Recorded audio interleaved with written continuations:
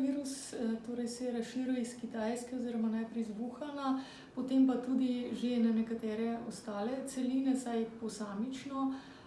In njegova aktivnost je trenutno na Kitajskem res zelo visoka in tudi tveganje za okužbo, zlasti v mestu Wuhan, saj po pričevanju kitajskih oblasti, ki poročajo Svetovni zdravstveni organizaciji, kar visoka.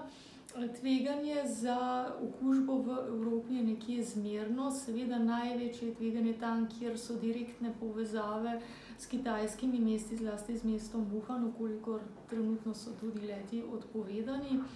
Zdaj, kakšna bo situacija v bodoče, težko napovedati, vendar trenutno je situacija takšna, kot je. In je tudi Svetovna zdravstvena organizacija razglasila, da gre za globalno grožnjo javnemu zdravju.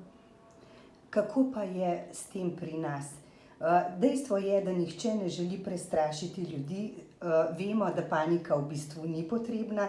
Zagotovo pa velja priporočilo, da je skrbnost in previdnost, zlasti glede zaščite pred prenosom okužb, ključnega pomena. Tako je, tudi v bistvu kitajske oblasti nekako odsvetujejo oziroma svetujejo, naj potniki iz drugih celin presodijo, ali je potovanje na Kitajsko v tem trenutku res nujno, oziroma naj ga preložijo, zlasti v mesto Wuhan. Trdijo, da so tudi seveda prometne povezave trenutno slabše, kot tudi oskrba z živili in druge storitve. Sicer pa je tveganje za okužbo tam sedaj visoko.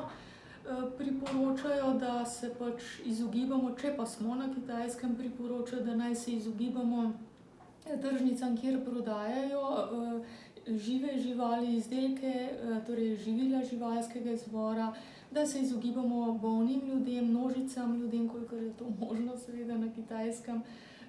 In pa, če se da, da se cepimo proti gripi, ker je tudi aktivnost gripe trenutno na stari celini zmerna do ponekod visoka, pri nas je kar visoka.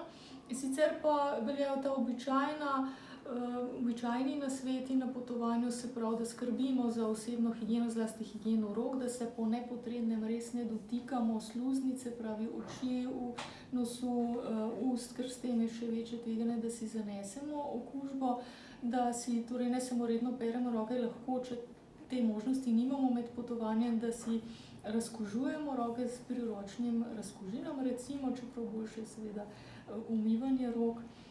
In pa če kašljamo, kihamo, da če se da, kihnemo ali v robec ali v rokav, vsekakor pa ne v množico ljudi.